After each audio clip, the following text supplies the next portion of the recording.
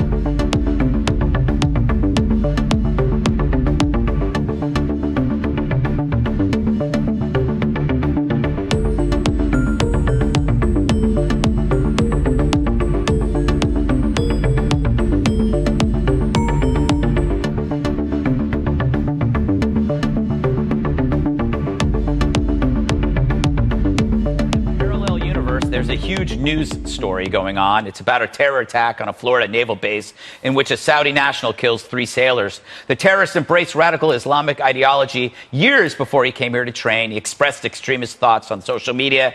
According to reports, the night before, he and pals allegedly watched mass shooting videos. And 2 of the other Saudis investigated in connection to this attack filmed it. Now, this event should raise key questions among our fact-seeking media. Why are we training so many Saudis? Have we ever reconciled the fact that the large majority of 9/11 hijackers were Saudi nationals? Al-Jmarani was one of nearly 5,200 foreign students from about 150 countries for military training here in the United States. Many of those students operate U.S. military hardware that foreign governments buy from the U.S. The shooter was one of 852 Saudi nationals training here in the United States. Those students are now grounded and will be limited to classroom training. The pause in flight training will not apply to students from countries other than Saudi Arabia.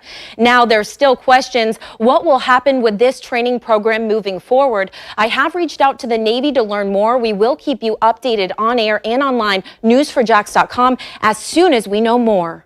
They ordered all Saudi trainees to fully cooperate. This assistance was critical to helping the FBI determine whether anyone assisted the shooter in these attacks. While there is no evidence of assistance or pre-knowledge of the attack by other members of the Saudi military or any other foreign nationals who were training in the United States, we did learn of derogatory material possessed by 21 members of the Saudi military who were training in the United States. 17 had social media containing some jihadi or anti-American content.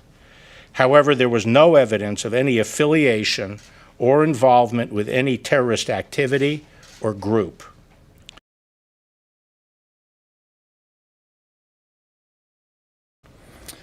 Let me start by what we've done so far. Since the beginning of this investigation, the FBI and our partners have been united in one goal: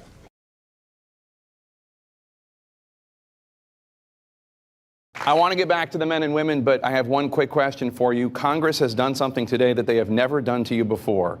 You vetoed a bill that would have allowed 9/11 families to sue Saudi Arabia. They today overrode your veto. That has never happened to you before. Your reaction? Well, I think it was a mistake. And I understand why it happened. Obviously, all of us still carry the scars and trauma of 9/11. Nobody more than this 9/11 generation that's fought on our behalf in the aftermath of 9/11. And,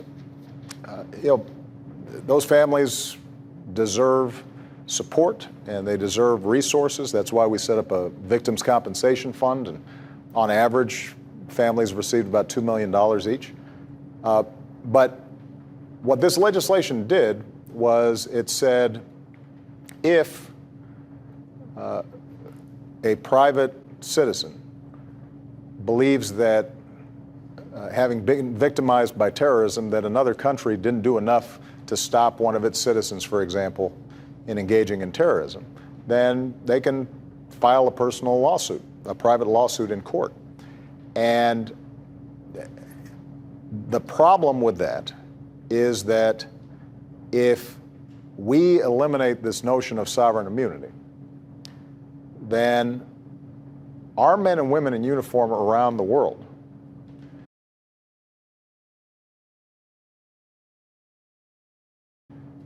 could potentially start seeing ourselves subject to reciprocal loss. And the concern that I've had has nothing to do with Saudi Arabia per se or my sympathy for 9/11 families. It has to do with me not wanting a situation in which we're suddenly exposed to liabilities for all the work that we're doing all around the world.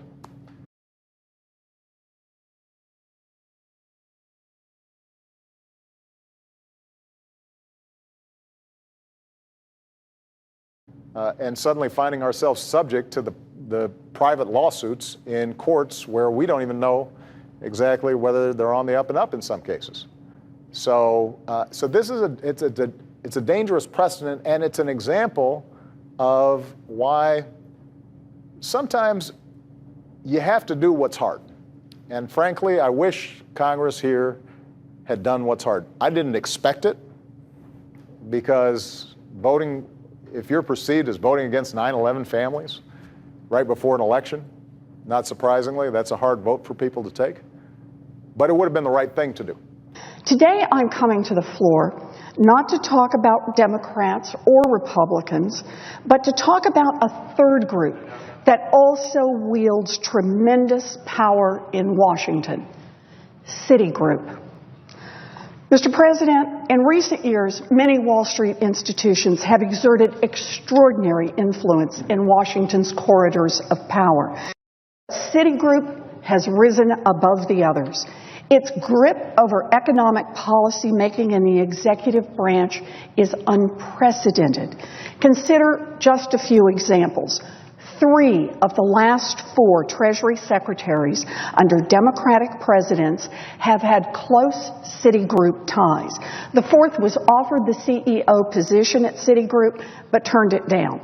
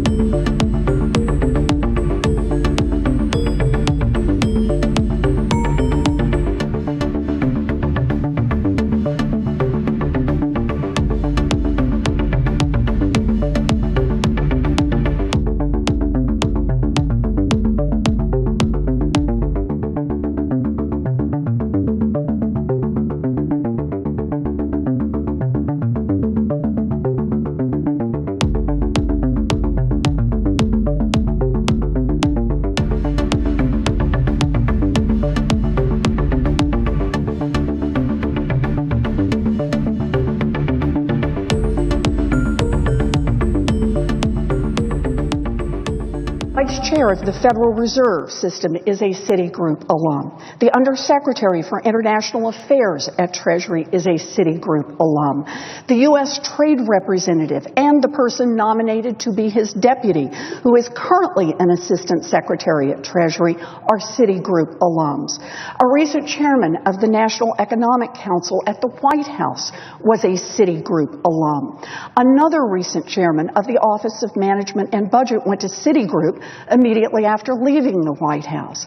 And another recent chairman of the Office of Management and Budget is also a Citi alum, but I'm double counting here because he's now the Secretary of the Treasury. Now, that's a lot of powerful people, all from one bank. But they aren't the only way that Citigroup exercises power. Over the years, the company has spent millions of dollars on lobbying Congress and funding the political campaigns of its friends in the House and Senate.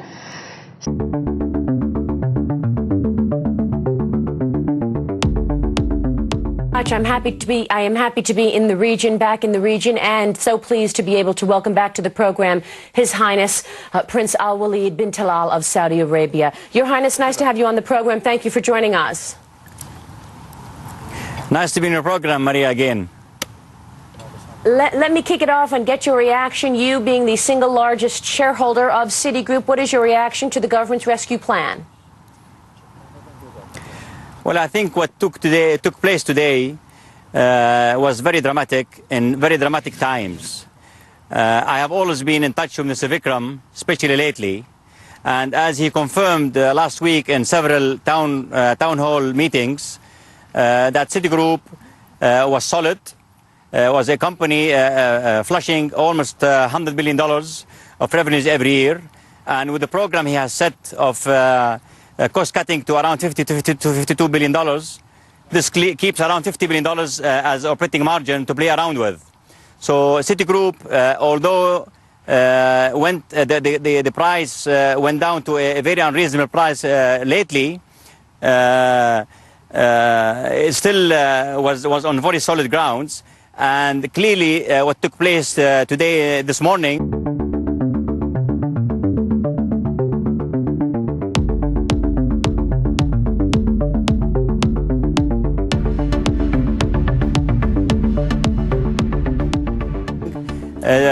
from the government is something to be commended for. And we hope that this will stabilize the situation and improve the market perception of Citigroup and other banking companies. Really, the problem is very much centered around perception and confidence that hopefully today the acts of the Federal Reserve, FDIC, and the Treasury will create more confidence in Citigroup and the other banking companies. So I think that the auto industry in the United States needs some injection of equity. This obviously has to be kept to the new administration of President-elect Barack Obama. But if this thing is to have to happen, it has to happen into very well-defined and strict conditions whereby the three U.S. automobile companies have to be able to compete with the Japanese, with the Europeans, and sometimes Far Eastern companies like the ones in Korea and other places.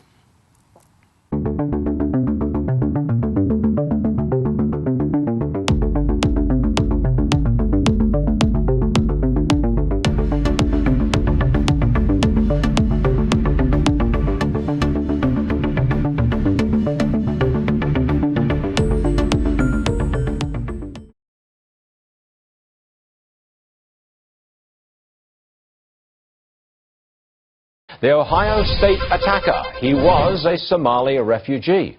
Our next guest is a filmmaker who interviewed Somalis in Minnesota. They told him they wanted to live under Sharia law in a Muslim country. They did not want to assimilate here. Roll that tape. Easy to be Muslim in America, or is it hard? It's easy Muslim. It's easy to be Muslim in America. Nobody gives you problems.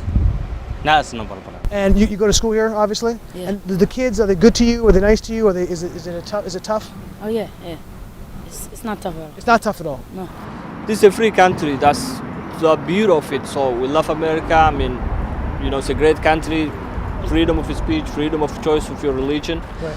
So we don't have any issues. Do you feel more comfortable living under American law, or do you feel more comfortable living under Sharia law? Sharia law. I'm a Muslim. I prefer Sharia law. Right. Sharia law, yes. You prefer Sharia law over American law? Of course, yeah. Of course, yeah. And do you find most of your friends feel the same way? Yeah, of course. If you're Muslim, yeah. Sharia law, it says if you steal something, they cut off your hand. So basically, they can leave their stores doors open. Nobody's gonna steal anything because the Sharia is so tight. Usually they don't do anything. The smallest things usually have big consequences. He can make his daughter marry somebody. Yeah, he can. Yeah, he can. He has the authority, you know? The authority to do that. Yeah, to do that. Yeah. So here, how young do you think it's okay? Yeah, 15. How do you feel when this whole controversy with the Prophet Muhammad and people depicting the Prophet in cartoons, how does the whole thing make you feel? That really pisses me off, you know what I mean? Because they know it's a button to push. That makes me angry. And it's just that everyone gets like the big freedom, and then they don't see that the freedom that they're getting is causing a problem. It's causing hatred for other people. Would it be better if we made it illegal in America to make fun of the Prophet Muhammad?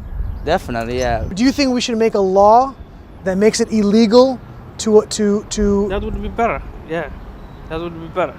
Yeah. To stop, aggression. I was so upset and I was so mad. They insulted our religion, they insulted our prophet, and we couldn't take it. And they shouldn't be allowed to do that. Oh my God, big time, yes. Do you understand the motivation behind the people then who strike out violently against people who depict the Prophet Muhammad? Yeah, I understand totally where they're coming from. Yeah. You understand why they feel motivated to do that? Yes, because when you every day face frustration and every day you have you're mad or somebody say that or you feel hate yourself. You can do anything you want. If you commit suicide, you don't care because your heart is telling you I don't want to live no more because you couldn't take that much hate or you kill someone. In a way, they kind of deserved it. Yeah. No, every action has a consequence. Is it right to kill somebody who insults Muhammad? Yeah, because she is just, she hate the religion, I understand. But she shouldn't pick up the prophet, you know? So you understand why people would want to attack her? Yeah. If you had a choice, would you rather live here or would you rather live in the Muslim country? I'd rather live in a Muslim country with my people. Would you prefer to live in America or prefer to live in Somalia? For me, I think it's Somalia. You'd prefer to live in Saudi Arabia? Yeah. Would you rather live in America or live in Somalia? I would rather live in Somalia. I'm not Americanized. I just speak fluent, and I'm, you know what I mean. I'm articulate, and I can articulate what I'm trying to say. You know what I mean. That's about it. But other than that, I mean, as far as my culture and my preferences and everything, it's still Somali. You know what I mean. Even though here you have all the freedom and stuff like that. And even though I have all the freedom, Do you think life might be better in Somalia than here? because now you have the freedom of it of practicing your religion while working and doing your other things.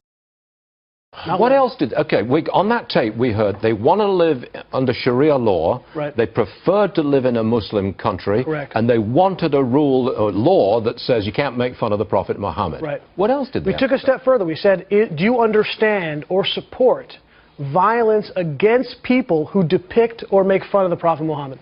Okay. And their answers were all yes across the board. Well, there's political implications from what you've gathered there in Minnesota, because now we have this Ohio State University young man, a Somali, who was apparently taking not necessarily direction but some inspiration from the internet and from ISIS.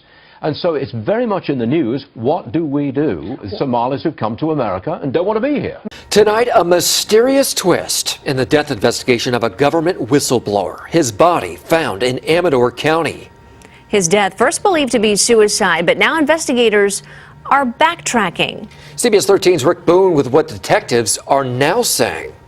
66-year-old Philip Haney, a former DHS officer, was known in D.C. circles as a person who never held back his opinions, even about his boss, President Barack Obama. I was told to remove all unauthorized references to terrorism. Testifying to Congress as a whistleblower about Obama, claiming that the then president was not taking the threat of terrorism seriously. I would like to show you now the logo of the Muslim Brotherhood, the moderate organization that this administration chose to ally itself with. In 2016, Haney even wrote a book, See Something, Say Nothing, highlighting his concern. We've been inundated with a lot of theories of what may have taken place. You know, we're looking at everything. Haney was found dead of a self-inflicted gunshot wound in Amador County over the weekend. Everything we saw on scene is consistent with somebody putting a gun to themselves and pulling the trigger. Now, we're not making a statement that this was in fact suicide. Previous reports did indicate Haney's death was a suicide, but deputies haven't made that determination as of yet. His body was found in a car in this park and ride that's along Highway 16. It's less than 3 miles from where he lived in an RV park. Investigators are not saying if foul play was involved. Deputies say it is a standard to analyze these type of incidents before any ruling can be made. Every death that occurs in the county, when it comes to something like this, we treat and look at it as a homicide until we prove otherwise. Now, the FBI is part of this ongoing investigation, and we're told an autopsy will happen very soon. Our first on the end here is Phil Haney. Phil, welcome. Thank you very much.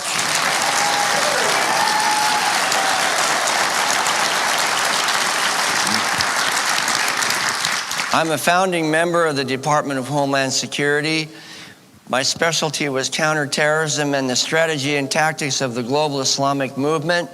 The two groups that I focused on were the Muslim Brotherhood in the United States and a large group out of the subcontinent of Asia called Tablighi Jamaat. The connections are the Boston bombing and the San Bernardino and Orlando shootings.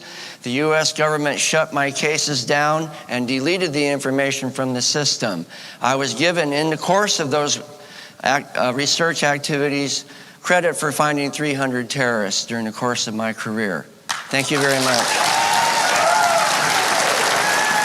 And that guy put himself on the line every day, especially during the Obama administration. That guy was an amazing whistleblower. And he was driven by a higher purpose. Did you get any indication at all he might have committed suicide or was thinking that way or was so depressed? No, actually, no. There was no indication. I mean, particularly when I remember thinking back on my conversation with him, that there was any issue whatsoever, that he was despondent or depressed. Hello, Amador County. This is Amador County Sheriff Coroner Martin Ryan.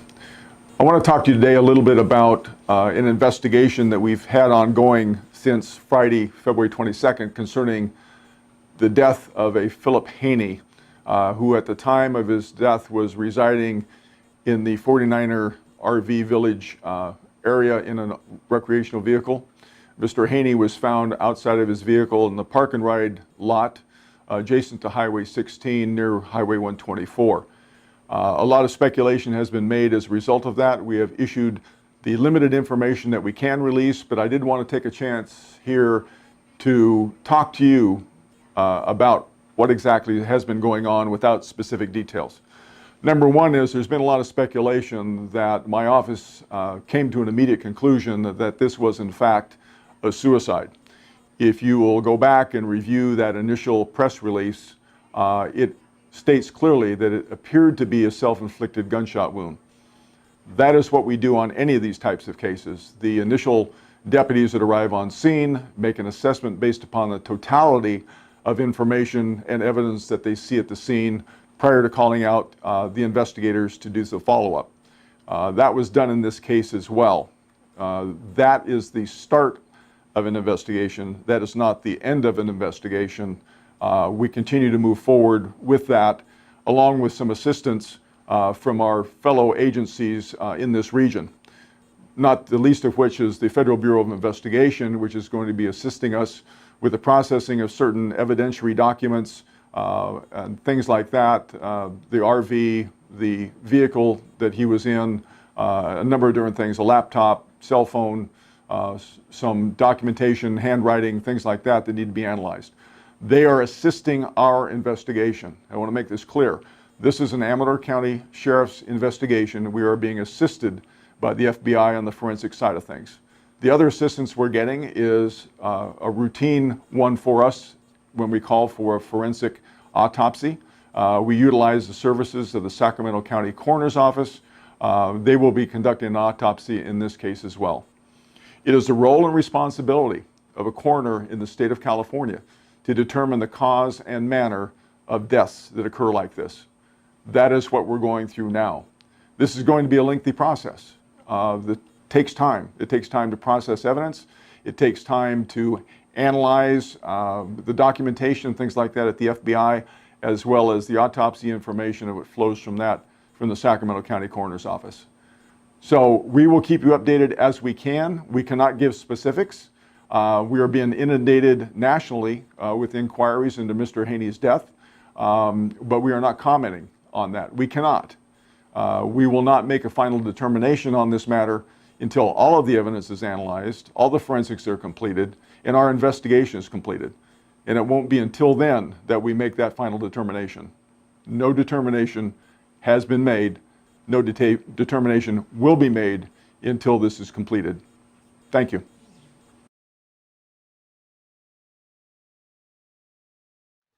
Philip Haney studied Arabic language and culture while working as a scientist in the Middle East before becoming a founding member of the Department of Homeland Security in 2002. He first worked as an agriculture officer for Customs and Border Protection, advancing to an armed CBP officer where he served at the National Targeting Center. He was quickly promoted to its advanced targeting team. When he bravely tried to say something about the people and organizations that threaten the nation, his intelligence information was eliminated by DHS officials. These types of records are the basis for the ability to connect the dots. His earlier scientific career in the Middle East as an entomologist, his specialty being the study of ants, contributed to his efforts as an investigator in his career of nearly 15 years at the Department of Homeland Security. It was because of this unique experience that he was drafted into the Department of Homeland Security as a founding member. He says, being an ant specialist, I simply began to follow the trail and I would find the nest. In counterterrorism, you do the same thing. Every day, DHS Customs and Border Protection officers watch many individuals associated with known terrorist affiliations. Then they look for patterns. Haney states, enforcing a political scrubbing of records of Muslims impaired our ability to effectively connect the dots. Philip Haney has deep experience in threat analysis and intelligence. While serving as an officer with Customs and Border Protection, he conducted numerous interviews of individuals with potential links to terrorism. He is credited with many cases and finding over 300 individuals with potential links to terrorism at the National Targeting Center. He saw leaders of the Muslim Brotherhood front groups invited into the highest chambers of power and given access to sensitive information to allow them to shape the nation's security policy. The Department of Homeland Security currently has a national campaign to raise public awareness of terrorism and terrorism-related crime known as, If You See Something, Say Something. It's been reported today in a couple of places. One of my friend Breitbart's online news blurb from A.W.R. Hawkins. Another is from the Washington Post. Two different ends of the spectrum, perhaps. They're both reporting the same thing, that this administration, through Secretary Hillary Clinton, is going to announce that it could care less what Congress has ordered about helping the enemies of Israel, about helping those who are terrorizing and persecuting Christians in Egypt and destroying churches and eliminating freedom of religion, and are saying they want to rethink their peace accord with Israel and setting themselves up to be the enemy of Israel. And now this administration, knowing that Congress passed a law that says you can't give people money in Egypt unless you can certify to certain facts. And they cannot, not honestly. If they do so now with what we know publicly, we know they will not be honest in doing so. And they're going to give $1.5 billion, not in humanitarian aid, according to this story, not food, military aid. So forget all of those speeches that this president gave at AIPAC and, oh gosh, we're Israel's best friend, we're going to help them, because, oh no, we're going to give people who have the power to destroy Israel on the border with Israel military aid as they are planning. Many there make it clear they hate Israel, they hate us. And I've said over and over, we don't have to pay people to hate us. They'll do it for free. We have to quit funding the enemy of us and the enemy of our friends. This is insane. And I hope somewhere in this administration is a cooler head that will say, Mr. President, Madam Secretary, Israel is our friend. Remember the speeches you've both given about what a friend they are? And it's time that we do not provide military aid, abetting, and assistance to people that want to destroy Christians, that want to destroy Israelis, and that want to put the world in turmoil and have everyone living exactly as they dictate. 18 years ago, our nation was attacked by Al-Qaeda. Never, ever will we forget the heroes who sacrificed their lives to save others. Families who lost their loved ones want the truth, and they deserve the truth. Now, 15 out of the 19 attackers were Saudi citizens, and there are still, even as we are approaching 20 years after this attack took place, there are still ongoing questions as to whether the Saudi government were involved in any way with this attack. There's been an investigation into this question, but to date, those findings are being kept hidden from these families who are gathered here today and from the American people. It's a betrayal to you, to every single family that lost someone on that day, to every single first responder, every single American service member, every single American. So let's cut the crap, see the truth for what it is, hold our own leaders accountable for withholding the truth from the American people. We are gathered here today, standing as fellow Americans, calling on our government to finally bring everyone responsible for this attack to justice. Why would the U.S. government withhold documents that might explain Saudi Arabia's links to 9/11? To cover up the FBI's own intelligence failures. We've now identified 11 Saudi government officials were the accomplices that provided the help al-Qaeda needed to mount the attacks. And we hope we will be able to get all the FBI documents that reveal the investigation to identify the Saudi government officials who were the accomplices in 9/11.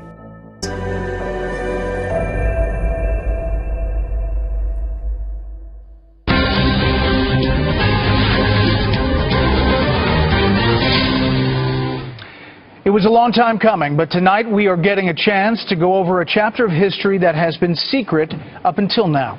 It took years to get 28 pages of a congressional report released discussing allegations that Saudi Arabia had a hand in the 9/11 attacks in some way, shape, or form.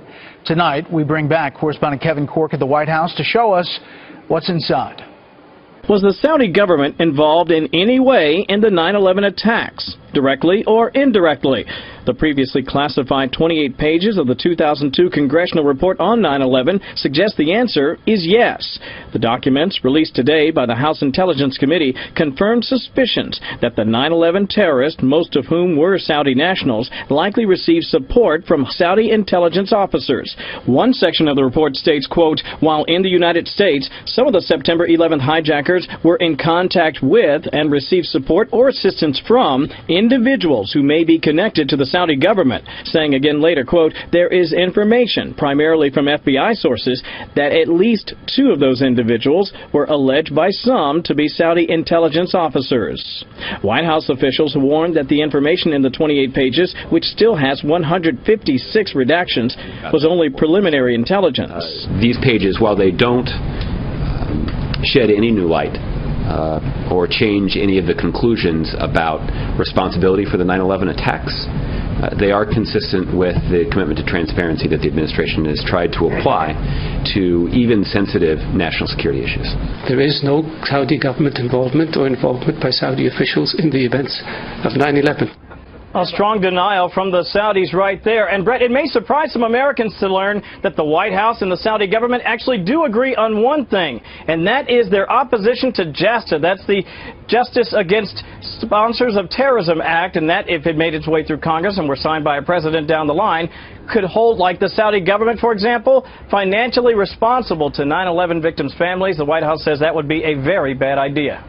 Today I'm reintroducing a resolution that was introduced in the last Congress, HRES 663, reintroducing this resolution to require the FBI and intelligence agencies to release this important information to the American people.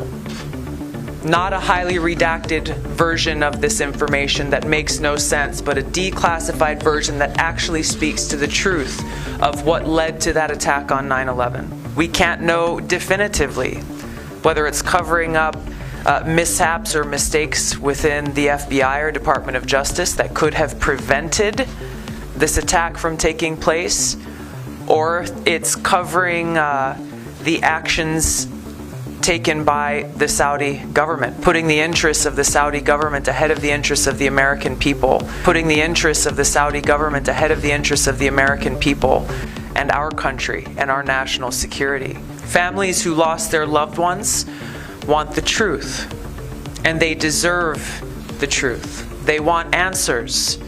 They deserve answers. The American people deserve to know exactly what happened and who was behind it.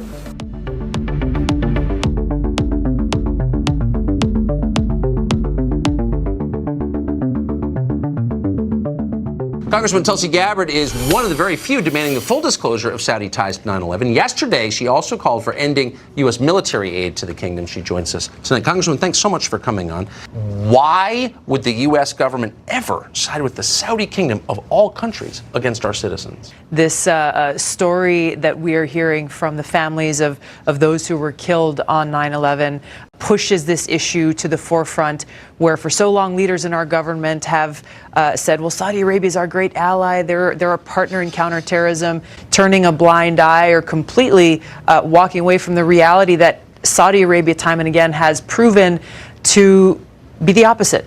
Yes. They're undermining our national security interests. They are the #1 exporter of this Wahhabi extremist ideology. Yes. That's the fertile recruiting ground for terrorists. It is our government, our own government, that is hiding the truth from Chris and Brett and the many other families of those who were killed on 9/11.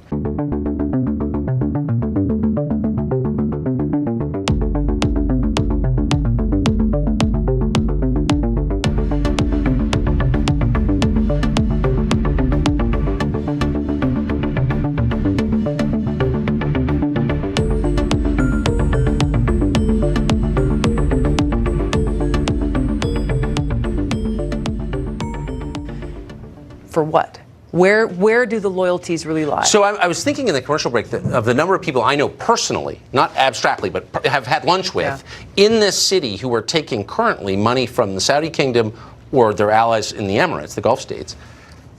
And I wonder if that maybe plays some role. Like, a lot of people are on their payroll here. Yeah. You know, we talk about the foreign policy establishment in Washington.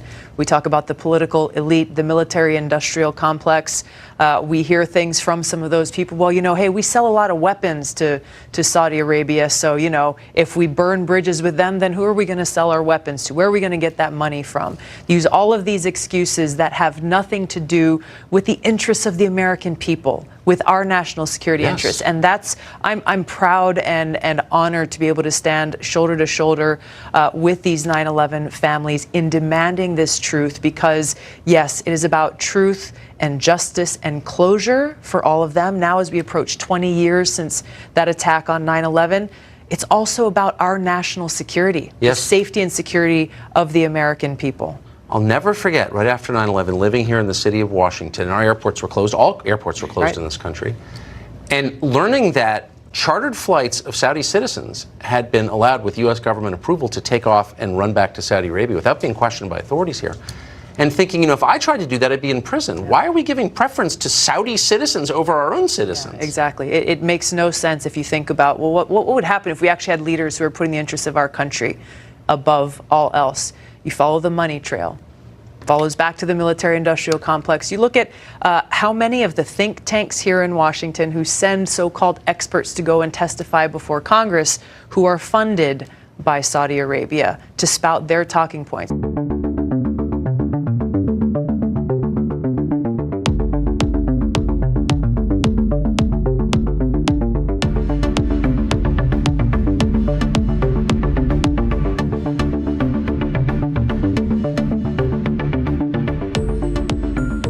We are live this morning. We are in Riyadh, and we are very happy to have with us Prince Al Walid. Thank you for having us. We are overlooking Riyadh this morning with you, and you're going to be with us for the hour. So thank you. Pleasure to be with you. Your Highness. This is about standing up for our country. This is about standing up for our principles and our freedoms and for the truth. Why isn't, so Hillary Clinton was Secretary of State, and she's obviously deeply interested in foreign affairs, and she's still talking about them, as you found out recently. Why isn't Hillary Clinton leading the charge on something like this? That's a great question. One that is very current, though, is why am I the only presidential candidate standing with That's a good question. I'm serious.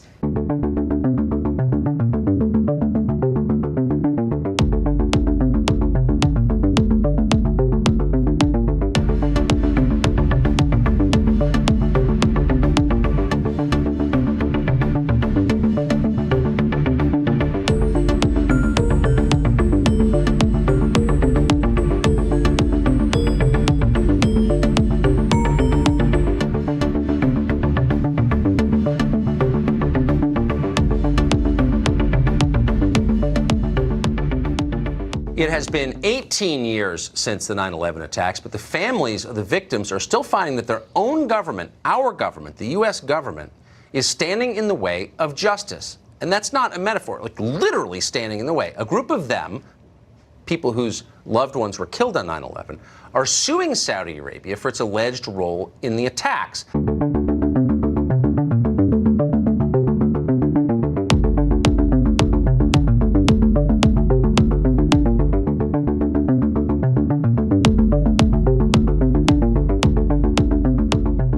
But federal officials in this country still, for some reason, will not declassify a 2012 report that detailed Saudi ties to the 9/11 hijackers, and there were many ties.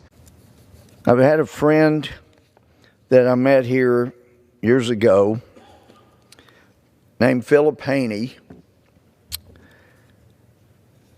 He was one of the finest, most patriotic, competent people I've ever known in my life. A man of absolute honesty, complete integrity, who cared deeply about the future of this country. He also was a Christian brother, and that certainly affected so much of what he did. But Philip studied Arabic culture and language while he was working as a scientist in the Middle East before he became a founding member of the Department of Homeland Security in 2002. He was there at the beginning when Homeland Security became a department for the first time. He was a Customs and Border Protection agricultural officer. He was a scientist by education and training. Amazing how organized and how brilliant he was. I constantly marveled at his ability to organize facts in his own head and memorize and remember things so clearly. But after he advanced as a CBP officer, where he served several tours of duty at the National Targeting Center near Washington, D.C., he was quickly promoted to its advanced targeting team, which was an unprecedented accomplishment for an agent on temporary duty assignment. The FBI Joint Terrorism Task Force Award is something he was presented in recognition of his exceptional contributions to interagency national security successes. He won numerous awards and commendations from his superiors for meticulously compiling information and producing actionable reports that led to the identification of hundreds of terrorists. He specialized in Islamic theology and the strategy and tactics of the global Islamic movement. He wrote a book after he retired from government service, a takeoff on the Obama administration's slogans, "See something, say something." But as he experienced firsthand, he saw things that were a threat to this country. He said something, and he was severely punished for it because apparently the Obama administration had some radical Islamic ties that they did not want anybody, including Philip Haney, to expose. So he had a book he wrote, "See Something, Say Nothing," and it documented the Obama administration's effort to obfuscate the role that radical Islam played in numerous Muslim terrorist attacks that took place in America from 2008 to 2016. One review of Philip's book described it as an expose of a politically correct federal government that capitulates to a subversive enemy within and punishes those who reject its narrative. In 2016, as a whistleblower, he testified before the Senate Judiciary Committee, chaired by then Senator Ted Cruz, to allege that the Obama administration had acted irresponsibly concerning Islamic extremism. Philip Haney claimed that the administration had acted in favor of political correctness rather than take actions that may well have prevented the June 2016 Pulse nightclub shooting in Orlando and the San Bernardino shooting in December of 2015. he was investigating groups that helped radicalize normal Muslim believers, radicalizing them to the point that they would commit acts of terror. And he found some ties. And it was amazing when he got a hold of a string, how he could trace that string back to its roots.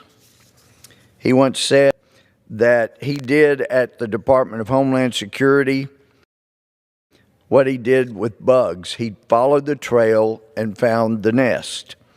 It was amazing how he could do that, and that's the reason he was cited as he was. In fact, this letter from June 8th of 2012 to Officer Philip B. Haney.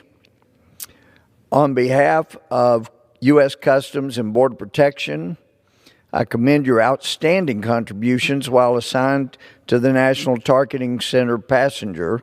Your display of dedication and effort in the fight against terrorism has been exemplary. Your talents and professionalism have contributed to the continued achievements of the NTC-P. You played a key role by providing support to the CBP mission and the NTC lead role in defending and protecting our nation's borders. A key component of the National Targeting Center passenger, a success in is the invaluable people like you who perform the work in our important mission. I'm confident to know that CBP can rely upon you to provide expertise to combat threats against our nation. Additionally, your expertise and experience has been invaluable while assigned to the advanced training team. Your research on the Tablighi Jamaat initiative has assisted in the identification of over 300 persons with possible connections to terrorism. The assistance you have provided in the development of this initiative has been key to the future success of the project. National Targeting Center looks forward to your continuing support and assistance in the program. Once again, thank you for your unfailing commitment to the success of the National Targeting System mission. Your professional actions and achievements reflect favorably on you and all of the Customs and Border Protection. Thank you for a job well done. Well, that was June of 2012. Wasn't terribly long after that. He had been entering information on radical Islamic ties with people in the United States, attempting to come into the United States, with ties to people in the United States. He was documenting all those things. And we had a Secretary of Homeland Security who bragged about how Homeland Security could connect the dots. And then he was ordered to start removing these dots, so to speak. He was ordered to start deleting thousands of pages of data that he had carefully researched and identified that would help protect America. That was during the Obama administration. He was scared for his country that the Obama administration would make him delete. And there was an occasion when he was watching his computer and somebody started deleting hundreds of pages of documents as he watched. Hundreds of pages of information that would have helped keep America safe for the future. There was an opportunity the House of Representatives had. We were in the majority. He could have been brought in as a specially requested agent for the House. Apparently, there were people that were afraid that he had so much information, the Obama administration might come after anybody that was attempting to help or protect him and the valuable information he had. But he wasn't brought in. He was told, oh, go file an IG complaint with Homeland Security Inspector General. I implored him that that would be a mistake because the Inspector General at that time at Homeland Security had already been cited for falsifying an IG report to protect the Obama administration. We knew that it was not going to be a fair Inspector General investigation, and in fact, he became an official whistleblower. He became a whistleblower, filed his IG complaint about the Obama administration deleting so much data from its database to help identify terrorists. And clearly, for anybody that was involved in that effort to purge our computer data on foreign terrorists, his complaint could be seen as a threat to expose people within the Obama administration who were involved in purging, or as one of our intel people,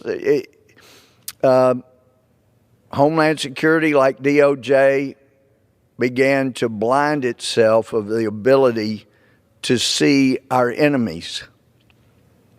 That's why, even though he was investigating Tablighi Jamaat and the manner in which normal Muslim believers were converted into radicals that would be capable of murder, there were a number of things that he noticed that they did to move people in that direction. He identified that the people in San Bernardino who killed, I think it was 14 Americans there, that if he'd been allowed to pursue his investigation, would have identified those people. We'd blinded ourselves with the ability to see our enemy. So, and we also had not been training people. Philip had identified a female in California involved in the shooting. She took on the name of a famous radical Islamic male terrorist. If he had been allowed to question her, he would have immediately known there's something very wrong here. Why would you take on the name of a male terrorist, historic terrorist? But it had been made very clear in the Obama administration that if you are too active in pursuit of radical Islamists, then it's not going to go well for you. And in fact, after he filed the IG report, I think it was an effort for some in the Obama administration to protect themselves. We've now seen it occur with the Trump campaign. There was a grand jury that was convened to go after and try to destroy Philip Haney's life. His wife, Francesca, was a college professor, and the trauma of being raided, constantly harassed and questioned, seeing one of the finest, most honest and honorable protectors of America in our history, Philip Haney, she saw him just being savaged. And it ended up resulting in her going to the hospital. Whether it was a full-blown nervous breakdown or not, I'm not sure. But it sent her to the hospital to have the United States government go after a man she knew was a hero for and to the United States. Well, Philip was so meticulous, so organized. They couldn't find anything with which to indict him. They were trying to drag up something, but he had well documented everything he'd ever done. It's the way he was. It's who he was. They couldn't find anything to indict him. They had already moved him in basically a closet, kept him from doing the job he was the best at in protecting America. And finally, they basically said, well, we can't find anything. So look, if you'll just agree to retire, then we'll let everything go, but you got to destroy stuff in your possession. Well, he retired, and that's when he wrote the book, See Something, Say Nothing. He had been savaged by his own government, his own country that he was trying to protect. And I'd commented to him, in his book, he had given me a draft to read before it was published. I said, Philip, you don't really name a whole lot of names in this book about where the problems have been. He said, I know, this is just the first. I'll do another that names names. And that's what he was working on. After Francesca had died about a year ago, he moved to California and was near his sister, Diana. And I was so thrilled to get a text from Philip saying, basically, I've met someone, she's wonderful, and in talking, they were soulmates. And I texted him that I had a minister friend that had said, it's interesting, when men who've been in a long marriage have their wife pass away, it's not unusual. In fact, it may be average to have them remarried in 6 months. Of course, he volunteered. Of course, women that have been in a long-standing marriage, when their husband dies, a lot of them don't want to ever remarry. It's an interesting difference. But anyway, so I wasn't surprised that he had found love again. He and Denise were going to be married on April 4th. It appeared he would be coming back to work for the United States government and finally be able to put to full use his incredible knack for rooting out terrorists. I was amazed because when you met Philip, you weren't sure. He was kind of a quiet guy, and you didn't realize at first just how brilliant he was. And he could ask questions, and I know he did this with people trying to come into the country, and he got people to volunteer information. I bet they thought, oh, this guy, what a doofus, what does he know? He got them to volunteer information that I doubt I could have ever gotten out of them, no matter how tough a cross-examination I'd done. But Phil, in his amazing way, he could get information out of people. It was amazing what he was able to do and capable of doing. So he had hoped to be coming back in the next few weeks to work for the federal government. But then he got some news last week that he needed to have open heart surgery. Chances of success were very good. Complete success. Shouldn't be too long of a recuperation time. And he passed that along to the person that he was going to be coming to work for in the federal government. Sent him a text. Got to have open heart surgery next week, but basically hope to be available for work shortly after that. Short recuperation. He talked to his sister, either talked or texted with his sister virtually every day. And they texted up to the evening last Thursday. And Friday, he was found in his car with a gunshot wound and a gun nearby. I think the Amador County law officials are doing a decent job. They seem to be very committed. But his book was going to name names of people that put this country at risk.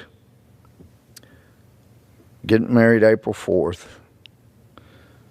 Finally going to be able to come back to the U.S. government and use his incredible talents and ability to spot danger for our country and stop it. And he ends up with a bullet in him. So the investigation is ongoing.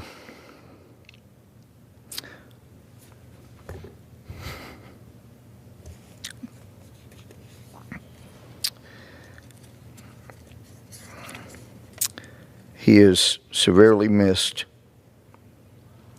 by those of us who loved him.